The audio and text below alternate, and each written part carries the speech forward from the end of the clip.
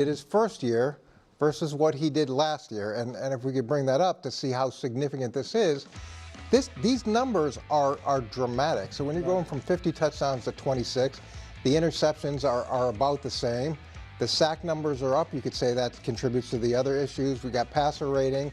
The pass attempts, he threw one more attempt this year than he did that year. But look at the difference in yards. It's like 1,100 yards. Now, at the end of the day, the record is the best record he's had in the regular season. But to me, with Josh Allen and with Lamar Jackson, people are grading them up because they seem to be improving. But no, that's fair. It's going in the opposite direction of Brady. Well, yeah, at least. And so when you have this, and we've all seen this, it's hard for people to say things look different now, even though he's great and even though he performs the biggest moments. That's my point. But in they January, do they throughout look the season. But I'm just saying, do you understand why people would look at this and go, we're like 25 less touchdowns? No. I totally get that. And the point that I've made that I'll make again, I hope for Bills and Ravens and Bengals fans, we at some point get to see what those quarterbacks look like when they've beaten the game multiple times. I'm curious. I'm curious what Josh Allen, as a two-time defending Super Bowl MVP, three-time champion, would look like in the next regular season. I am. Would he be just brilliant start to finish every game, or would he? I don't know. I can't give you the exact rationale. You're saying because complacency. I mean, I think we see that at times across sports, and since all of the other guys, with respect, have not really accomplished anything team-wise, to put them in the category when we talk about Hall of Fame quarterbacks, almost all of them, you know what I mean, have been to the Super Bowl, usually multiple times. Most of them have won one. Joe's been to one. Josh and Lamar have not, but they're so individually great. And the other piece of it is not like Patrick is getting to the Super Bowl by beating the Steelers and the Texans. He is, and I'm just picking two teams that make the playoffs. The last three AFC Championship games, he has played Joe Burrow, outplayed him, and then Burrow had the ball in his hands, chance to go win the game, and threw fourth quarter interceptions and lost, and hasn't been back in the playoffs since then. Then next year, he goes to Lamar's house against a Ravens team that I'm told all year is one of the best teams of the modern era, and Lamar has the ball in the fourth quarter to a chance to make it a game and throws a pass into, his coach called it, a team meeting, game over, to go to the Super Bowl. And then next year, Josh Allen has the ball down 3 points, 3.5 minutes left. Go see if you can win it, and gets as many yards as his jersey number, and the game's over. So one of these guys at some point is going to have to outplay Patrick in a big spot. And then we can say, oh, the Super Bowls were a long time ago, the MVPs were a long time ago. But until then, it's a moot point. I agree with you on that. The one thing I say as far as the regular season and the complacency, he has the carrot of Tom Brady out there. So there's really no reason for him to get complacent. I don't think he's complacent, but like the coach is right. Something these last 2 years, he just has not. Now he's been great in the clutch situationally in the playoffs, but the regular season he has not been himself. He should be because he's chasing Tom Brady. So I thought 2 years ago he was as good as he's ever been, and it was purely the drops that you called a week ago. I don't think Patrick played poorly 2 years ago. Last year, especially early in the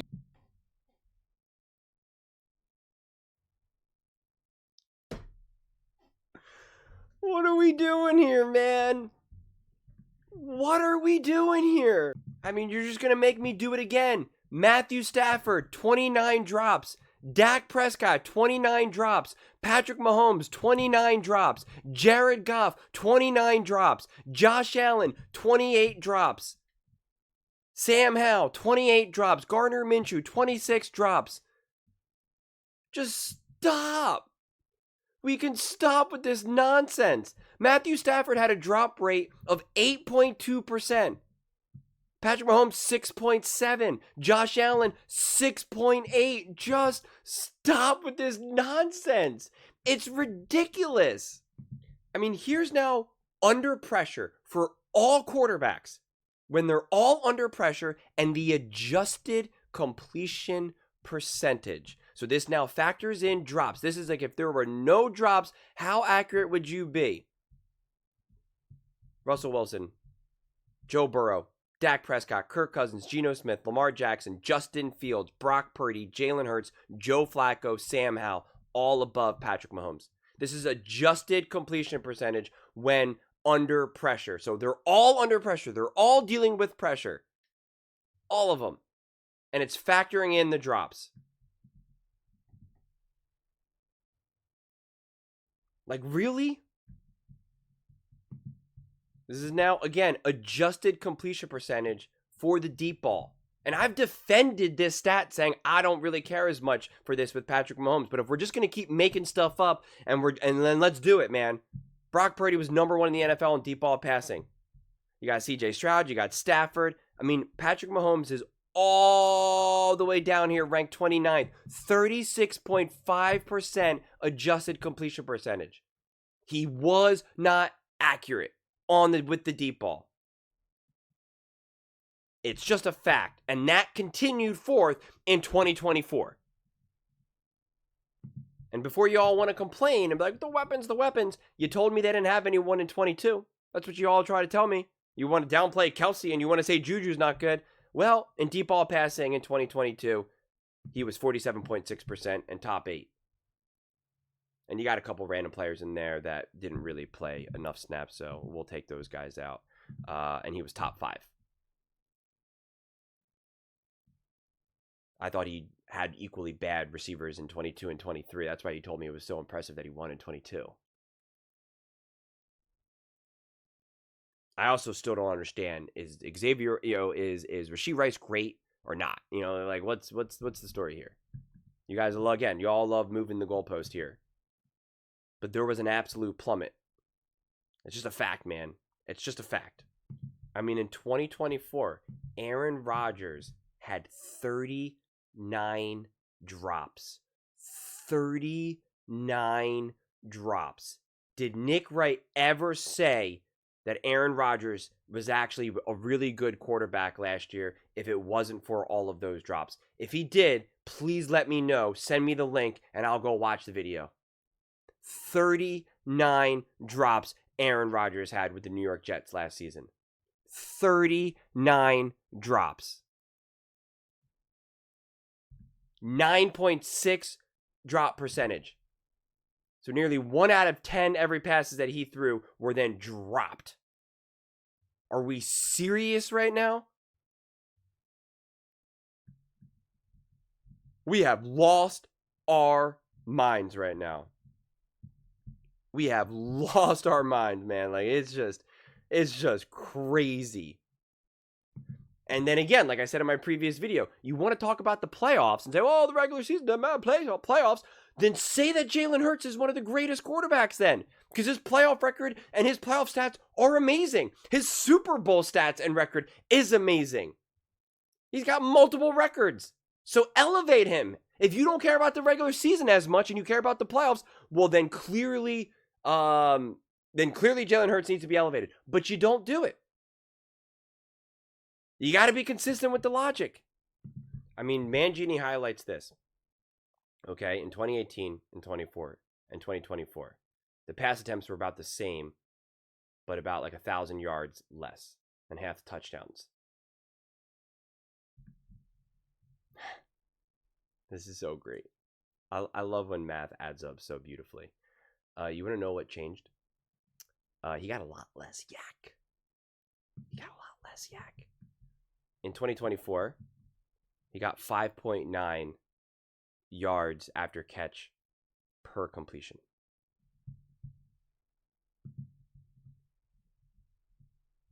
In 2018, 6.8. 6.8. That's a massive difference. Per completion. That alone. That difference alone. Okay. Is going to be over 400 yards, passing yards, that just get added up. So we can make it easy and just make it an even 4,400. What about touchdowns? What about some of the differences, though, because we see such a huge touchdown discrepancy? Funny you asked that question. That is a great point to make. Patrick Mahomes, 6 touchdowns from screen passes, 653 yards on screen passes in 2018. In 2024, 423 yards and 0 touchdowns on screen passes.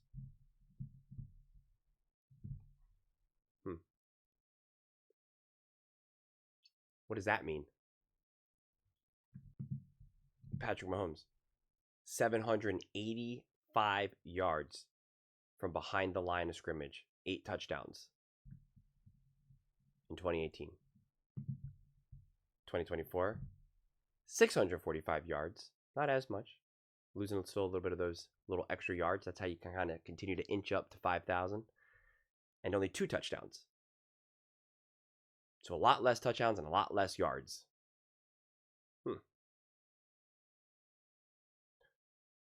But people tried to tell me before, though, that it's because of Patrick Mahomes' skill set or Patrick Mahomes' accuracy that leads to the YAC, that leads to these things. So then does that mean that he's just been going downhill? Oh, you're going to say it's because of some of the players, though, then? So then you're going to then have to concede that players matter and then making plays at the right time matters? Oh, okay. I didn't know that. And now, this is where it gets fun. Because in a clean pocket, in 2018, he's got the pieces. He got Travis Kelce, Tyreek Hill, 41 touchdowns, 4 interceptions, 3,744 yards, 74.7% completion percentage. Beast! Undeniably. Let's get after it. Clean pocket, let's go. What happens when there's a little bit of trouble under pressure? 9 touchdowns, 8 interceptions. That's almost what he has going on in the Super Bowl, actually. That's weird. That's pretty funny. His completion percentage plummets to 47.6%. Interesting. And that's with awesome weapons. So you can't say, oh, the weapons. Okay. And this is when I love this matches up. This is 2024. 49.7% completion percentage. 7 touchdowns. 4 interceptions. And a little bit above him is Lamar Jackson under pressure, who Nick said has an average or below average receiving core. 12 touchdowns, 1 interception.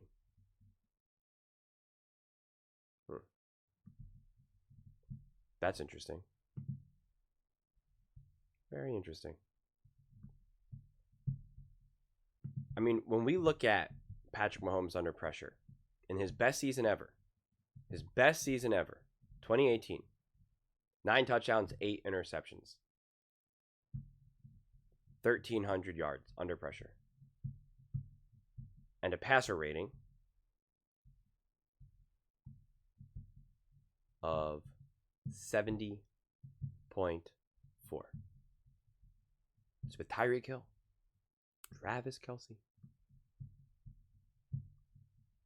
He's never put up numbers comparable to what Joe Burrow did under pressure, who had 104 passer rating, who had 15 touchdowns, 3 interceptions, who did not have T. Higgins and Jamar Chase for the entire season. T. Higgins missing 5 games. Tyreek Hill and Travis Kelce played the whole season. He had more yards, more touchdowns, less interceptions, higher passer rating, higher completion percentage. Patrick Mahomes has never been better than Joe Burrow under pressure. He's never once throughout his entire career ever did as good under pressure as Joe Burrow just showed us in 24. I mean, you want me to use the Super Bowl year? When he won the Super Bowl, he had an 89 98.7 passer rating when under pressure in 2019.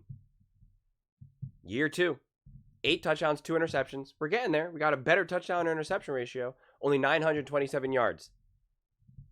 But boy, did Andy Reid take care of him. Under pressure, he only had 123 pass attempts under pressure. 123. Joe Burrow had 183. 183. That's a massive difference, man. Someone's dealing with a lot more pressure, that's for sure. And you're not going to tell me now with Tyreek Hill and Travis Kelce, you're not going to tell me that Joe Burrow has it better. You're just not going to tell me that. Because you keep telling me how amazing those Chiefs teams were and stuff. So it's just like you can't keep elevating, downplaying.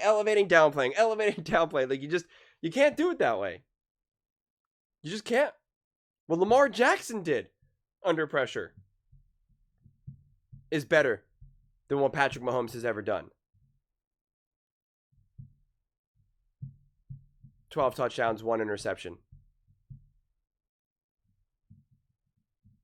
And you're not going to tell me that Zay Flowers and Mark Andrews is better than Tyreek Hill and Travis Kelce. Can't tell me that. Can't do it. No siree. I mean, you know what's pretty amazing? Patrick Mahomes cannot even get to 90 for a passer rating when under pressure. Majority of the time, he's in the 70s. When under pressure. And Justin Herbert's at 99.4. This is from 2020. Matthew Stafford, 91.8. Aaron Rodgers, 89.8. Phillip Rivers, 83.5. This is the highest he's got, 89.7. Lamar Jackson still had him beat, 97.7.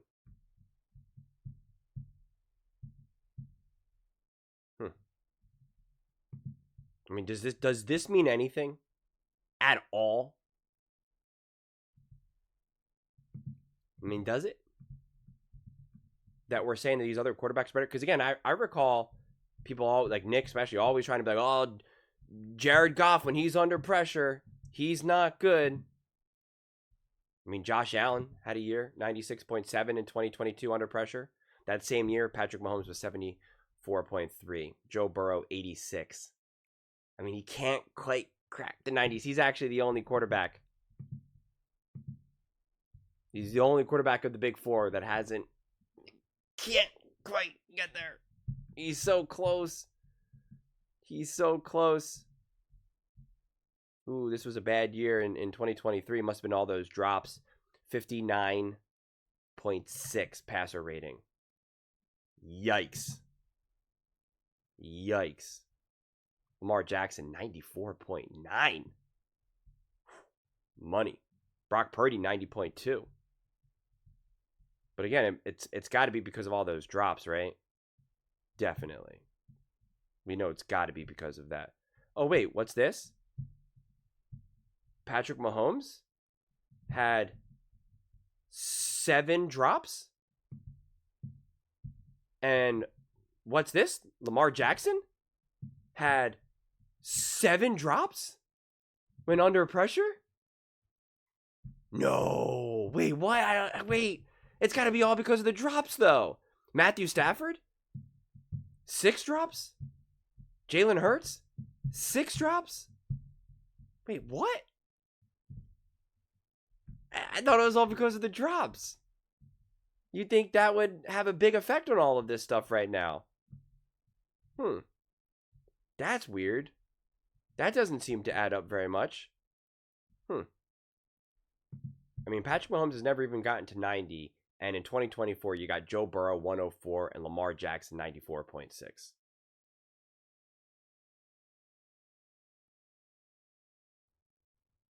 I don't know what to tell you. And this will be my last take of all of this. Because Nick said, oh, well, in the playoffs, it changes. When under pressure in the playoffs in 2023, Jordan Love, 109.2 passer rating. Baker Mayfield, 106.7. Josh Allen, 96.1. Lamar Jackson, 80.5. Dak Prescott, 77.4. CJ Stroud, 71.9. Patrick Mahomes, 69. You also want to see another hilarious thing. In 2022, the playoffs, under pressure, Patrick Mahomes, 217 yards and a 60% completion percentage when under pressure. This is just the playoffs. You're like, wow, that's really good. 60% under pressure, 2 touchdowns, 0 interceptions, 217 yards. Like, whoa, that's pretty good. Oh, Josh Allen hasn't beat 230, but 46.9% completion percentage, only 1 touchdown, 1 interception. You want to see the difference of average depth of target when under pressure? 18.4 yards average depth of target when under pressure. For Patrick Mahomes, it's 8.3. Brock Purdy, 12.1. Joe Burrow, 12.5. This is the playoffs. Jalen Hurts, 13. 13.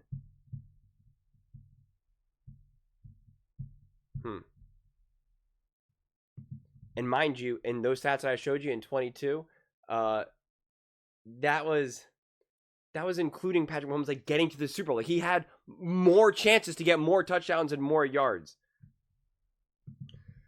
So yeah, it's a fun little journey. That's why stats are funny. That's why stats are funny. And I don't know. Like I said, when you start to bring statistics into the argument, like I always say, well, then let's use stats. Let's zoom in more. Who's been better under pressure? Who's been better with less than ideal situations? Who's been better with a worse O-line? Like, who's been better then in those moments? It hasn't been Patrick Mahomes. That we can see. And when you want to now use explanations like, oh, drop passes or this, that's like, that doesn't really hold up. And again, why don't you offer that for the other quarterbacks who then go through that? That doesn't really make sense. And again, to be clear, it's like, I trust Patrick Mahomes under pressure. I do, even though the last time we saw him dealing with a lot of pressure, it didn't look too good. Yeah, I still trust him. And a lot of people are going to take that as me being like, see, but I'm saying Patrick Mahomes isn't good. Like, that's not what I'm saying. It's not what I'm saying at all.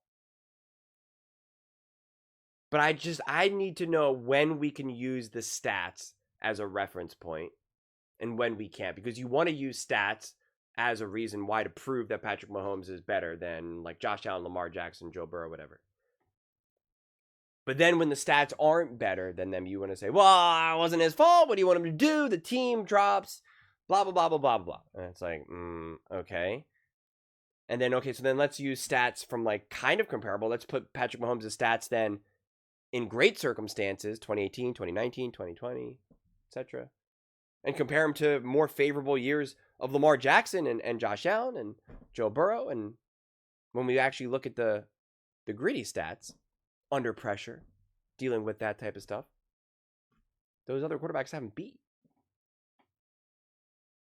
And then when we talk about now maybe like a clean pocket, we could say, oh yeah, Patrick Mahomes diced, in 2018 when he was in a clean pocket, 40 plus touchdowns, like I think it was like 3,800 yards, whatever it was. And it's like, yeah, that was great. That's great. Great. And then we see, oh, like a quarter of that came from behind the line of scrimmage and screen passes?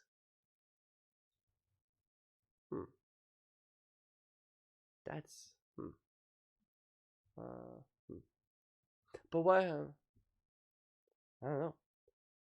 Like I said, you want to play the stats game, play the stats game. You can't just pick and choose which little category you want to use because it fits your argument. Go through them all. Tell me why drops mattered for Patrick Mahomes in 23, but not Josh Allen. Not Matthew Stafford, not Dak Prescott. Not Aaron Rodgers in 24, who had more drops than Patrick Mahomes. I want to know. I really do. I want to know how you can say oh, Patrick Mahomes would have won this one game if it wasn't for the defense or something like that. But then when the defense wins, does a great game and holds a team down to 10 points, you're like, it doesn't matter. It was still all Patrick Mahomes. And when Joe Burrow's defense gives up a game, it's like, it doesn't matter.